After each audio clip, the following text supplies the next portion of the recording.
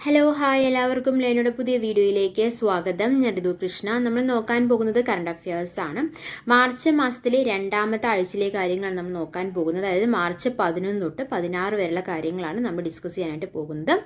March മാസത്തിലെ ആദ്യത്തെ ആഴ്ചയിലെ കാര്യങ്ങൾ, അതായത് മാർച്ച് 1 തൊട്ട് 10 വരെയുള്ള കാര്യങ്ങൾ നമ്മുടെ ചാനലിൽ നമ്മൾ അപ്ലോഡ് ചെയ്തിട്ടുണ്ട്.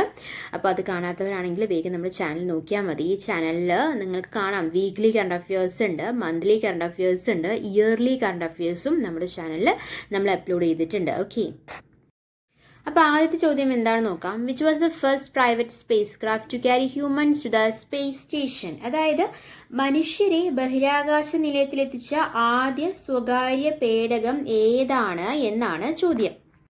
The right answer is the Dragon spacecraft. Dragon spacecraft was the first private spacecraft to carry humans to the space station. അപ്പോൾ നമ്മൾ ഈ ഡ്രാഗൺ മൊഡ്യൂളിനെ കുറിച്ച് പറയുകയാണെങ്കിൽ സ്പേസ് എക്സിൻ്റെ വിശ്വസ്ത പേടകമാണ് ഈ ഡ്രാഗൺ മൊഡ്യൂള്. ബഹിരാകാശ നിലയത്തിലേക്ക് ആളുകളെയും കാർഗോയും എത്തിച്ച 44 സന്ദർശനങ്ങൾ ഉൾപ്പെടെ 49 ദൗത്യങ്ങൾ പേടകം നടത്തിയിട്ടുണ്ട്. മനുഷ്യരെ ബഹിരാകാശ നിലയത്തിലെത്തിച്ച ആദ്യ സ്വകാര്യ പേടകമാണ് ഈ ഡ്രാഗൺ മൊഡ്യൂൾ എന്ന് പറയുന്നത്. ഇതിൻ്റെ നീളം 8 മീറ്ററാണ്, ഏകദേശം 8 മീറ്റർ നീളവും 4 മീറ്റർ വ്യാസവും. ഈ ഡ്രാഗണിന് 4 മുതൽ 7 വരെ സഞ്ചാരികളെ വഹിക്കാനുള്ള കപ്പാസിറ്റിയും ഉണ്ട്.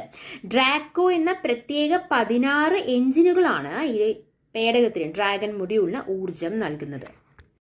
ഡ്രാഗൺ മൊഡ്യൂളിനെ കുറിച്ച് പറയുമ്പോൾ നമുക്ക് സുനിത വില്യംസിനെ കുറിച്ച് പറയാതിരിക്കാൻ പറ്റത്തില്ല അല്ലേ. സുനിത വില്യംസിനെ കുറിച്ച് നമ്മൾ ഡീറ്റെയിൽ ആയിട്ട് പഠിക്കാൻ പോവുകയാണ്. ഇന്ത്യൻ വംശജയാണ്, സ്പേസ് വാക്കിൽ റെക്കോർഡ് നേടിയ വനിതയാണ് അല്ലേ. സുനിത വില്യംസ് 59 വയസ്സാണ്. ഇന്ത്യയുമായുള്ള ബന്ധം എന്ന് പറയുന്നത് അച്ഛനിലൂടെയാണ്. ഗുജറാത്ത് മെഹ്സാന ജില്ലയിലെ ജുലാസാൻ സ്വദേശിയാണ്. അച്ഛൻ ദീപക് പാണ്ഡെ, അമ്മ സ്ലൊവേനിയക്കാരി ഉറുസിലൻ ബോണി, ഭർത്താവ് ഫെഡറൽ മാർഷലായിരുന്ന മൈക്കിൾ വില്യംസ് ആയിരുന്നു. അമേരിക്കൻ നാവികസേനയിൽ ഓഫീസറായാണ് തുടക്കം. 1998 നാസയിൽ ചേർന്നത്. ആദ്യ ബഹിരാകാശ യാത്ര 2006 ഡിസംബറിൽ ഡിസ്കവറി സ്പേസ് ഷട്ടിലാണ്. രണ്ടാമത്തെ യാത്ര 2012. അപ്പോൾ ആദ്യത്തെ യാത്ര 2006 6 വർഷത്തിന് ശേഷമാണ് രണ്ടാമത്തെ യാത്ര നടത്തിയത്. ഇപ്പോൾ പൂർത്തിയാകുന്നത് മൂന്നാമത്തെ യാത്രയാണ്. 3 ബഹിരാകാശ ദൗത്യത്തിലെ ആകെ 62 മണിക്കൂർ 6 മിനിറ്റ് ആണ് സ്പേസ് വാക്ക് ആര് നടത്തിയത്? സുനിത വില്യംസ് നടത്തിയിട്ടുള്ളത്. നാസയുടെ തന്നെ പെഗി വിറ്റ്സൺ സ്ഥാപിച്ച റെക്കോർഡാണ് സുനിത മറികടന്നിരിക്കുന്നത്. പെഗി വിറ്റ്സന്റെ റെക്കോർഡ് 60 മണിക്കൂറും 21 മിനിറ്റും ആയിരുന്നു. എന്നാൽ സുനിത വില്യംസിനാവട്ടെ 62 മണിക്കൂറും 6 മിനിറ്റുമാണ്. ഓക്കെ, ഇത്തവണ 5 മണിക്കൂറും 26 മിനിറ്റും ചെലവഴിച്ചതോടെ പുതിയ റെക്കോർഡിനും ഉടമയാണ് ആര്? സുനിത വില്യംസ്. 10 ദിവസത്തെ ദൗത്യവുമായി എത്തിയ സുനിതയ്ക്ക് ബഹിരാകാശ നിലയത്തിന്റെ കമാൻഡർ ചുമതല ലഭിക്കുകയായിരുന്നു. 150ലധികം പരീക്ഷണങ്ങൾക്ക് നേതൃത്വം നൽകിയിട്ടുണ്ട്. ബഹിരാകാശത്ത് മനുഷ്യനിലുണ്ടാകുന്ന ശാരീരികവും മാനസികവുമായ മാറ്റങ്ങൾ, സൂക്ഷ്മാണുക്കളുടെ മൈക്രോ ഓർഗാനിസംസ് അല്ലെ, അതിന്റെ വളർച്ച, സാന്നിധ്യം, റോബോട്ടിക്സ്, മെറ്റീരിയൽ സയൻസ് തുടങ്ങിയവയെല്ലാം ഇക്കൂട്ടത്തിൽ പെടുന്ന പഠനങ്ങളാണ്. നമ്മൾ ബഹിരാകാശ നിലയത്തെക്കുറിച്ച് പറയുകയാണെങ്കിൽ സൗഹൃദത്തിൻ്റെ പ്രതീകമായിട്ടാണ് ബഹിരാകാശ നിലയത്തിനെ കണക്കാക്കപ്പെടുന്നത്. അതിൽ പ്രവർത്തനങ്ങളിലെ പങ്കാളികൾ ആരൊക്കെയാണ്? US, റഷ്യ, കാനഡ, ജപ്പാൻ എന്നിവയാണ് നിലയത്തിൻ്റെ പ്രവർത്തനങ്ങളിലെ പങ്കാളികൾ. 1998 നിർമ്മാണം തുടങ്ങിയ നിലയം 2011 പൂർത്തീകരിച്ചത്. 2000 നവംബർ 2 മുതലാണ് അവിടെ യാത്രികരെത്താൻ തുടങ്ങിയത്. ഭൂമിയിൽ നിന്ന് 400 കിലോമീറ്റർ അകലെയാണ് നിലയത്തിന്റെ സ്ഥാനം. മണിക്കൂറിൽ 28,000 കിലോമീറ്റർ വേഗത്തിലാണ് ഇതിന്റെ സഞ്ചാരം എന്ന് പറയുന്നത്. ഓരോ 90 മിനിറ്റിലും ഭൂമിയെ എന്ത് ചെയ്യുന്നുണ്ട്? നിലയം വലം വെക്കുന്നുണ്ട്. അടുത്ത ചോദ്യം, രണ്ടാമത്തെ ചോദ്യം. When is international women's day celebrated? എന്നാണ് ലോക വനിതാ ദിനം എന്നാണ് ചോദ്യം. മാർച്ച് 8 ലോക വനിതാ ദിനം. Okay, March 8. മാർച്ച് മാസത്തിലെ പ്രത്യേകതകൾ എന്തൊക്കെയാണ്? മാർച്ച് 1 സീറോ ഡിസ്ക്രിമിനേഷൻ ഡേ ആണ്. വേൾഡ് സിവിൽ ഡിഫൻസ് ഡേ ആണ്. സെൽഫ് ഇഞ്ചുറി അവയർനെസ് ഡേ ആണ്. അതായത് എന്തൊക്കെയാണ് പറയുന്നത്? സീറോ ഡിസ്ക്രിമിനേഷൻ ഡേ എന്ന് പറയുമ്പോൾ എന്താണ്? വിവേചനരഹിത ദിനം. അതാണ് സീറോ ഡിസ്ക്രിമിനേഷൻ ഡേ. അതാണ് ഇമ്പോർട്ടൻറ്റ്. ഫസ്റ്റ് മാർച്ച് എന്ന് പറയുന്നത് സീറോ ഡിസ്ക്രിമിനേഷൻ ഡേ ആണ്. അതുപോലെ തന്നെ വേൾഡ് കോംപ്ലിമെന്റ് ഡേയും ഫസ്റ്റ് മാർച്ച് തന്നെയാണ്. അതായത് ലോക അഭിനന്ദന ദിനം. അങ്ങനെ ഒരു ദിനം ഉണ്ട് അല്ലേ, ലോക അഭിനന്ദന ദിനം. അതായത് വേൾഡ് കോംപ്ലിമെന്റ് ഡേയും എന്നാണ്? മാർച്ച് 1. ഈ മാർച്ച് 2 കൊടുത്തിട്ട് പറഞ്ഞിട്ടില്ല. മാർച്ച് 2 എന്ന് പറയുന്നത് international children's day of broadcasting ആണ്. വളരെ ഇമ്പോർട്ടൻ്റ് ആയിട്ടുള്ള കാര്യങ്ങൾ മാത്രമേ അവിടെ കൊടുത്തിട്ടുള്ളൂ. അല്ലാതെ ഞാൻ പറയുന്നുണ്ട്, കേട്ടിരിക്കുക, ശ്രദ്ധിച്ചിരിക്കുക. ഓക്കെ. ഈ മാർച്ച് 3 എന്ന് പറയുന്നത് എന്താണ്? വേൾഡ് വൈൽഡ് ലൈഫ് ഡേ ആണ്. അതായത് ലോക വന്യജീവി ദിനമാണ്. വേൾഡ് ഹിയറിംഗ് ഡേ ആണ്. വേൾഡ് ഹിയറിംഗ് ഡേ എന്ന് പറയുമ്പോൾ ലോക ശ്രവണ ദിനമാണ്. ലോക ശ്രവണ ദിനമാണ്. ഓക്കെ. ഇനി അടുത്തത് എന്താണ്? മാർച്ച് 4-നാണ്. മാർച്ച് 4 നാഷണൽ സേഫ്റ്റി ഡേ ആണ്. അതായത് national safety day by national safety council ആണ് ഇത് ഡിക്ലെയർ ചെയ്തിട്ടുള്ളത്. നാഷണൽ സേഫ്റ്റി ഡേ എന്ന് പറഞ്ഞു കഴിഞ്ഞാൽ ദേശീയ സുരക്ഷിതത്വ ദിനം അല്ലെ, ദേശീയ സുരക്ഷിതത്വ ദിനമാണ് എന്ന് മാർച്ച് 4-ന്. മാർച്ച് 5 to 7 മാർച്ച് എന്ന് പറയുന്നത് വേൾഡ് സസ്റ്റൈനബിൾ ഡേ ആണ് അല്ലേ. 8 മാർച്ച് നമ്മൾ പറഞ്ഞു ഇന്റർനാഷണൽ വിമൻസ് ഡേ ആണ്. 10 മാർച്ച് CISF റേസിംഗ് ഡേ ആണ്. CISF പറഞ്ഞാൽ എന്താണ്? സെൻട്രൽ ഇൻഡസ്ട്രിയൽ സെക്യൂരിറ്റി ഫോഴ്സ് അല്ലെ, CISF. അപ്പോൾ CISF റേസിംഗ് ഡേ ഈ celebrated on 10th March. 12th March എന്ന് പറയുന്നത് മൗറീഷ്യസ് ഡേ ആണ്. മാർച്ച് 12 അത് മാത്രമാണോ? PSC പഠിക്കുന്നവർക്ക് മാർച്ച് 12 മൗറീഷ്യസ് ദിനത്തിനേക്കാളും വളരെ ഇമ്പോർട്ടൻ്റ് ആയ ദിവസമാണ്. എന്താണ്? ദണ്ഡി യാത്രാ ദിനമാണ് അല്ലേ. ദണ്ഡി മാർച്ച് ഡേ ആണ്. എപ്പോഴായിരുന്നു? ഏത് വർഷമായിരുന്നു? 1930 മാർച്ച് 12-നായിരുന്നു അല്ലേ. അതുപോലെ തന്നെ മാർച്ച് 12-ന് തന്നെയാണ് world day against cyber censorship. അതായത് സൈബർ സെൻസർഷിപ്പ് വിരുദ്ധ ദിനവും എന്ന് തന്നെയാണ് മാർച്ച് 12-ന് തന്നെയാണ്. അടുത്തത് മാർച്ച് 15. മാർച്ച് 15-ന് എന്താണ്? World consumer rights day. World consumer rights day എന്ന് പറഞ്ഞു കഴിഞ്ഞാൽ ഉപഭോക്തൃ അവകാശ ദിനമാണ് മാർച്ച് 15-ന്. അതുപോലെ തന്നെ international day against police brutality, police ക്രൂരതാ വിരുദ്ധ ദിനവും മാർച്ച് 15 തന്നെയാണ് അല്ലേ. അടുത്തത് മാർച്ച് 16-ആണ്. മാർച്ച് 16-നാണ് national vaccination day. Vaccination day മാത്രമല്ല, അന്ന് തന്നെയാണ് വാക്സിനേഷൻ ഡേ. നമുക്കിന്ന് പറയാം ഇമ്മ്യൂണൈസേഷൻ ഡേ എന്ന് വേണമെങ്കിലും പറയാം. നാഷണൽ ഇമ്മ്യൂണൈസേഷൻ ഡേ, അതായത് എന്താണ്? പ്രതിരോധ കുത്തിവയ്പ് ദിനം എന്നാണ് മാർച്ച് 16-നാണ്. ഓക്കെ. അടുത്തത് മാർച്ച് 18. മാർച്ച് 18 എന്ന് പറയുമ്പോൾ എന്താണ് ആ ദിനത്തിന്റെ പ്രത്യേകത? എന്താണ്? Ordinance factories day. അതായത് എന്താണ് അത് ഉദ്ദേശിക്കുന്നത്? വെടിക്കോപ്പ് ശാല ദിനമാണ് മാർച്ച് 18. ഓക്കെ. ഇനി എന്താണ്? March 20 international day of happiness ആണ്. മാർച്ച് 20 എന്താണ്? ഇന്റർനാഷണൽ ഡേ ഓഫ് ഹാപ്പിനെസ് എന്നാണ് മാർച്ച് 20-നാണ്. അതുപോലെ തന്നെ world sparrow day, world sparrow day, world oral health day ഒക്കെ എന്നാണ് മാർച്ച് 20-ന് തന്നെയാണ്. March 21 international day of forest, അതായത് രാജ്യാന്തര വനദിനം എന്നാണ് മാർച്ച് 21-നാണ്. വേൾഡ് പോയട്രി ഡേയും അന്ന് തന്നെയാണ്. അതുപോലെ തന്നെ international day for elimination of racial discrimination അല്ലെ. എന്താണ്? വർണ്ണ വിവേചന വിരുദ്ധ ദിനം എന്നാണ് മാർച്ച് 21-ന് തന്നെയാണ്. അപ്പൊ രാജ്യാന്തര വനദിനം, ഇന്റർനാഷണൽ ഡേ ഓഫ് ഫോറസ്റ്റ്, അതുപോലെ തന്നെ വേൾഡ് പോയട്രി ഡേ, അതുപോലെ തന്നെ ഇംഗ്ലീഷ് കുറച്ച് പഠിക്കാൻ ബുദ്ധിമുട്ടാണ്, international day for the elimination of racial discrimination. എന്താ സംഭവം? വർണ്ണ വിവേചന വിരുദ്ധ ദിനം എന്നാണ് മാർച്ച് 21-ന് തന്നെയാണ്. ഓക്കെ. അതുപോലെ തന്നെ എഡ്യൂക്കേഷൻ ഫ്രീഡം ഡേ, വിദ്യാഭ്യാസ സ്വാതന്ത്ര്യ ദിനം എന്നാണ് മാർച്ച് 21-നാണ്. രാജ്യാന്തര വർണ്ണ ദിനവും എന്ന് തന്നെയാണ്. ഇന്റർനാഷണൽ കളർ ഡേ, കുറേ അധികം സ്പെഷ്യാലിറ്റീസ് ഉള്ള ഒരു ദിവസമാണ് മാർച്ച് 21 എന്ന് പറയുന്നത്. International day of forest, world poetry day, അതുപോലെ തന്നെ international day for the elimination of racial discrimination, international colour day, education freedom day തുടങ്ങിയവയെല്ലാം മാർച്ച് 21-നാണ്. ഇനി മാർച്ച് 21 തൊട്ട് 27 വരെ എന്താണ് പ്രത്യേകത എന്ന് ചോദിച്ചു കഴിഞ്ഞു കഴിഞ്ഞാൽ it is a week of solidarity with the people struggling against racism. അതായത് വർണ്ണ വിവേചനത്തിനെതിരെ പ്രവർത്തിക്കുന്നവരോടുള്ള ഐക്യദാർഢ്യ വാരമാണ് മാർച്ച് 21 തൊട്ട് 27 വരെ. ഓക്കെ. അടുത്തത് മാർച്ച് 22-ന്. മാർച്ച് 22-ന് എന്താണ് പ്രത്യേകത? വേൾഡ് വാട്ടർ ഡേ ആണ് അല്ലെ. മാർച്ച് 22 ലോക ജലദിനമാണ്. March 23, March 23 world metrological day, അതായത് ലോക കാലാവസ്ഥാ ദിനമാണ് മാർച്ച് 23-ന്. മാർച്ച് 23 നമ്മൾ പറഞ്ഞു ലോക കാലാവസ്ഥാ ദിനമാണ്. വേൾഡ് മെട്രോളജിക്കൽ ഡേ ആണ് അല്ലേ. അതിനൊരു പ്രത്യേകത കൂടിയുണ്ട് കേട്ടോ. It's my birthday. And March 23 എന്ന് പറയുമ്പോൾ എൻ്റെ പേര് അറിയാലോ അല്ലേ.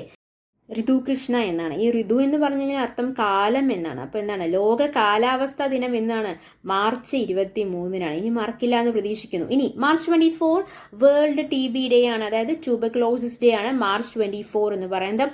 March 25 international day of unborn child, അതായത് പിറക്കാത്ത കുഞ്ഞുങ്ങൾക്കായുള്ള ഒരു രാജ്യാന്തര ദിനമാണ് മാർച്ച് 25. പിറക്കാത്ത കുഞ്ഞുങ്ങൾക്കായിട്ടും ഒരു ദിനം, അവരെ ഓർക്കാനുള്ള ഒരു ദിനം എന്നാണ് മാർച്ച് 25-നാണ്. മാർച്ച് 26 പർപ്പിൾ ഡേ എന്നാണ് പറയുന്നത്, അല്ലെങ്കിൽ എപ്പിലെപ്സി അവയർനെസ് ഡേ, അപസ്മാര ബോധവൽക്കരണ ദിനവും എന്ന് തന്നെയാണ് മാർച്ച് 26-നാണ്. മാർച്ച് 27 വേൾഡ് തിയേറ്റർ ഡേ ആണ്. മാർച്ച് 30 ഇഡ്ലി ഡേ ആണ്, ലോക ഇഡ്ലി ദിനം അല്ലെ. ഇഡ്ലി ഡേ, അതിനും ഇഡ്ലിക്കും ഒരു ദിവസമുണ്ട് എന്നാണ്. മാർച്ച് 30 30 അല്ലെ, 30ന്റെ 0 ഇഡ്ലി പോലെ അങ്ങനെ ഓർത്തു വെച്ചാൽ മതി. വേൾഡ് ബൈപോളാർ ഡേയും ലോക തീവ്ര വിഷാദ രോഗ ദിനവും ഇന്ന് തന്നെയാണ്, മാർച്ച് 30 തന്നെയാണ്. അതുപോലെ തന്നെ international day of zero waste, മാലിന്യമുക്ത ദിനം എന്നാന്ന് ചോദിച്ചു കഴിഞ്ഞാൽ എന്താണ്, ഇഡ്ലി ദിനമായിട്ടുള്ള മാർച്ച് 30 ഇനി ഡേറ്റ സെക്യൂരിറ്റി ഡേ ഉണ്ട്, അത് മാർച്ച് 31-നാണ്. വേൾഡ് ബാക്കപ്പ് ഡേ, വിവരശേഖര സുരക്ഷിതത്വ ദിനം എന്നാണ് മാർച്ച് 31-നാണ്. International transgender day of visibility, ഭിന്നലിംഗക്കാരുടെ രാജ്യാന്തര ദിനം എന്നാണ് മാർച്ച് 31 തന്നെയാണ്. അടുത്ത ചോദ്യം, മൂന്നാമത്തെ ചോദ്യം, which team won the Champions Trophy 2025? The right answer is India. ഫൈനലിൽ ആദ്യം ബാറ്റ് ചെയ്ത ന്യൂസിലൻഡിനെ 251 റൺസിൽ പിടിച്ചു കിട്ടിയ സ്പിന്നർ ഉൾപ്പെടെ ടീം ഇന്ത്യ ഒന്നായി പൊരുതി നേടിയെടുത്ത വിജയമാണിത്. അങ്ങനെ തന്നെ ഇതിനെ പറയും. ചാമ്പ്യൻസ് ട്രോഫിയിൽ 3ാം കിരീടം നേടിയ ഇന്ത്യ ICC എന്താണ്, രാജ്യാന്തര ക്രിക്കറ്റ് കൗൺസിലാണ് അല്ലെ, അതിന്റെ ഏകദിന കിരീടത്തിനായുള്ള 12 വർഷത്തെ കാത്തിരിപ്പാണ് ഇപ്പോൾ അവസാനിച്ചിരിക്കുന്നത്. 2013 ചാമ്പ്യൻസ് ട്രോഫിയിലായിരുന്നു ഇന്ത്യയുടെ ഇതിനു മുൻപുള്ള കിരീട നേട്ടം എന്ന് പറയുന്നത്. അതുപോലെ തന്നെ ഇന്റർനാഷണൽ മാസ്റ്റേഴ്സ് ലീഗ് ക്രിക്കറ്റിൽ ആരാണ് ജേതാക്കളായത്? ഇന്ത്യ ജേതാക്കളായി അല്ലെ. ഇന്റർനാഷണൽ മാസ്റ്റേഴ്സ് ലീഗിൽ വെസ്റ്റ് ഇൻഡീസിനെതിരെ 6 വിക്കറ്റ് ജയവുമായിട്ടാണ് ഇന്ത്യ ജേതാക്കളായിട്ടുള്ളത്. സ്കോർ എങ്ങനെയാണ്? വെസ്റ്റ് ഇൻഡീസിന് 20 ഓവറിൽ 7 വിക്കറ്റ് നഷ്ടത്തിൽ 148 റൺസ് നേടിയപ്പോൾ ഇന്ത്യ 17 ഓവറിൽ തന്നെ 4-ന് 149 റൺസാണ് നേടിയത്. ടോസ് നേടി ആദ്യം ബാറ്റ് ചെയ്ത വിൻഡീസ് കഷ്ടപ്പെട്ടിട്ടാണ് 148 റൺസ് തികച്ചത്. അത് സച്ചിനും റായ്ഡുവും നൽകിയ മിന്നുന്ന തുടക്കം ഊർജ്ജമാക്കി ഇന്ത്യ അനായാസം മറികടക്കുകയാണ് ചെയ്തത്. അടുത്ത ചോദ്യം, നാലാമത്തെ ചോദ്യം, who won the first grand slam title by defeating Aryna Sabalenka in the 2025 Australian Open women's single final? The right answer is Odison Keys. Australian Open tennis വനിതാ സിംഗിൾസിൽ US താരമായിട്ടുള്ള മാഡിസൺ കീസ് ആണ് ചാമ്പ്യനായി മാറിയിട്ടുള്ളത്. മാഡിസൺ കീസ് USA ഓപ്പൺ യുഗത്തിൽ Australian Open singles കിരീടം നേടുന്ന ഏറ്റവും പ്രായമുള്ള രണ്ടാമത്തെ വനിതയാണ് 29-കാരിയായിട്ടുള്ള മാഡിസൺ കീസ്. 2014 ചൈനയുടെ ലീന 31-ാം വയസ്സിൽ നേടിയ കിരീടമാണ് പ്രായക്കണക്കിൽ ഒന്നാമതായിട്ട് വരുന്നത്. അപ്പോൾ രണ്ടാംകാരിയാണ് ആര്? രണ്ടാമത്തെ ആളാണ് ആര്? Madison keys. ഓക്കെ, വനിതാ സിംഗിൾസ് വിജയിയായ മാഡിസൺ കീസിന് സമ്മാനത്തുകയായിട്ട് ലഭിക്കുന്നത് $22 ലക്ഷം ആണ്, അതായത് ഏകദേശം 18 കോടി രൂപയാണ്. രണ്ടാം സ്ഥാനക്കാരിയായിട്ടുള്ള അരീന സബ്ലെങ്കയ്ക്ക് $12 ലക്ഷം, അതായത് ഒരു ഏകദേശം 10 കോടി രൂപ സമ്മാനത്തുകയായിട്ട് ലഭിക്കുന്നതാണ്. മാഡിസൺ കീസിനെ കുറിച്ച് കൂടുതൽ പറയുകയാണെങ്കിൽ ഇലിനോയിലെ റോക്ക് ഐലൻഡിലാണ് ജനിച്ചത്. 4-ാം വയസ്സിൽ തന്നെ ടെന്നീസ് കളിച്ചു തുടങ്ങിയിരുന്നു. 2009 14-ാം വയസ്സിൽ പ്രൊഫഷണൽ ടെന്നീസിൽ അരങ്ങേറ്റം കുറിച്ചു. 2013 ലോക റാങ്കിങ്ങിൽ ആദ്യ 100-ൽ കടന്നു. ആ വർഷം തന്നെ 39-ാം റാങ്കിലും എത്തി. 2014 വിംബിൾഡൺ ടെന്നീസ് ക്വാർട്ടർ ഫൈനലിലെത്തി. ആ വർഷം ഓസ്ട്രേലിയൻ ഓപ്പൺ സെമിയിൽ സെറീന വില്യംസിനോട് തോറ്റു. 2016 ലോക റാങ്കിങ്ങിൽ 7-ാം സ്ഥാനം വരെ എത്തിയിട്ടുണ്ടായിരുന്നു. 2017 US ഓപ്പൺ ഫൈനലിലെത്തി. ആദ്യ ഗ്രാൻഡ് സ്ലാം ഫൈനലായിരുന്നു അത് 2017. 2019 സിൻസിനാറ്റി ഓപ്പൺ കിരീടം നേടി ഇപ്പോഴിതാ 2025 ഓസ്ട്രേലിയൻ ഓപ്പൺ ടെന്നീസ് വനിതാ സിംഗിൾസ് വിജയമായി മാറിയിരിക്കുകയാണ് അല്ലേ. അടുത്ത 5ാമത്തെ ചോദ്യമാണ്, who become the Kerala's first gold medallist in national games wushu? അതായത് ദേശീയ ഗെയിംസ് വുഷുവിൽ കേരളത്തിന്റെ ആദ്യ സ്വർണ്ണ ജേതാവായിട്ട് മാറിയത് ആരാണ് എന്നാണ് ചോദ്യം. ആരാണ് ദേശീയ ഗെയിംസ് വുഷുവിൽ കേരളത്തിന്റെ തന്നെ ആദ്യ സ്വർണ്ണ ജേതാവായി മാറിയത്? The right answer is Muhammad Jasil. Okay, ദേശീയ ഗെയിംസിലെ വുഷു വേദിയിൽ കേരളത്തിന് സ്വർണ്ണ ചരിത്രം വന്നിരിക്കുകയാണ്. പുരുഷന്മാരുടെ വുഷു തൗലു നാങ്കുൽ വിഭാഗത്തിൽ K മുഹമ്മദ് ജാസിലിനാണ് സ്വർണ്ണ സ്വർണം നേടിയിട്ടുള്ളത്. ദേശീയ ഗെയിംസിന്റെ ചരിത്രത്തിൽ ആദ്യമായാണ് വുഷുവിൽ കേരളം സ്വർണം നേടുന്നത്. Note the point. കഴിഞ്ഞ ഗെയിംസിൽ വുഷുവിൽ 2 വെങ്കലമായിരുന്നു കേരളത്തിന്റെ നേട്ടം എന്ന് പറയുന്നത്. മുഹമ്മദ് ജാസിന്റെ സഹോദരി ഫാത്തിമ വുഷു സംസ്ഥാന ചാമ്പ്യൻഷിപ്പിൽ സ്വർണം നേടിയ വ്യക്തിയാണ് കേട്ടോ. വുഷു എന്ന് പറഞ്ഞാൽ എന്താണ്? ഒരു ചൈനീസ് ആയോധന കലയാണ് വുഷു എന്ന് പറയുന്നത്. ഏകദേശം കുങ്ഫു പോലത്തെയാണ്. കുങ്ഫുവിന്റെ ഒരു വകഭേദം എന്ന് വേണമെങ്കിൽ നമുക്ക് പറയാം. എതിരാളിയെ കൈകൊണ്ടും കാൽ കൊണ്ടും ആക്രമിക്കാം. ഇതിലൂടെയുള്ള പോയിന്റുകളാണ് വിജയികളെ നിശ്ചയിക്കുന്നത്. വുഷുവിൽ പലതരത്തിലുള്ള മത്സര വിഭാഗങ്ങളാണുള്ളത്. തൗലോ എന്ന വിഭാഗം ഒറ്റയ്ക്കുള്ള അഭ്യാസ പ്രകടനമാണ്. വടി ഉപയോഗിച്ചുള്ള പ്രകടനമാണ് തൗലോ നാങ്കുൻ എന്ന് പറയുന്നത്. അതിലാണ് ആർക്ക് സ്വർണ്ണ മെഡൽ നേടിയത്, സ്വർണ്ണ ജേതാവായി മാറിയത്? മുഹമ്മദ് ജാസിൽ. ഓക്കെ, അടുത്ത ചോദ്യം, 6ാമത്തെ ചോദ്യം. Who is the new prime minister of Canada? കാനഡയിലെ പുതിയ പ്രധാനമന്ത്രി ആരാണ് എന്നാണ് ചോദ്യം. നമ്മൾ പറഞ്ഞായിരുന്നു അവിടുത്തെ പ്രധാനമന്ത്രി രാജിവെച്ചു, ജസ്റ്റിൻ ട്രൂഡോ രാജിവെച്ചു എന്നൊക്കെ നമ്മൾ പറഞ്ഞായിരുന്നു. അവിടുത്തെ പുതിയ പ്രധാനമന്ത്രി ആരാണ്? മാർക്ക് കാർണിയാണ്. Okay, bank of Canada, bank of England എന്നിവയുടെ പ്രസിഡന്റ് ആയിരുന്നു മാർക്ക് കാർണി. മാർക്ക് കാർണി ഇപ്പോൾ കാനഡയുടെ പുതിയ പ്രധാനമന്ത്രിയായിട്ട് മാറിയിരിക്കുകയാണ്. ജസ്റ്റിൻ ട്രൂഡോ രാജിവെക്കുകയും US-ഉമായിട്ടുള്ള വ്യാപാര യുദ്ധം കലശലാവുകയും ചെയ്യുന്ന സമയത്താണ് കാർണിയുടെ സ്ഥാനലബ്ധി എന്ന് പറയുന്നത്. മുൻ ധനമന്ത്രിയായിട്ടുള്ള ക്രിസ്റ്റിയ ഫിൻലാൻഡിനെയാണ് കാർണി പരാജയപ്പെടുത്തിയിട്ടുള്ളത്. 1.5 ലക്ഷത്തിലേറെ പാർട്ടി അംഗങ്ങൾ നടത്തിയ വോട്ടിംഗിൽ 86% വോട്ടും നേടിയത് ആര് തന്നെയാണ്? മാർക്ക് കാർണി തന്നെയാണ്. അടുത്ത ചോദ്യം, 7ാമത്തെ ചോദ്യം. Which organisation has recent launched the one man office initiative? Which organisation has recent launched the one man office initiative? Right answer is LIC. LIC has recently launched the one man office initiative. അടുത്ത ചോദ്യം, 8ാമത്തെ ചോദ്യം. Where was the India's first open air art wall museum inaugurated?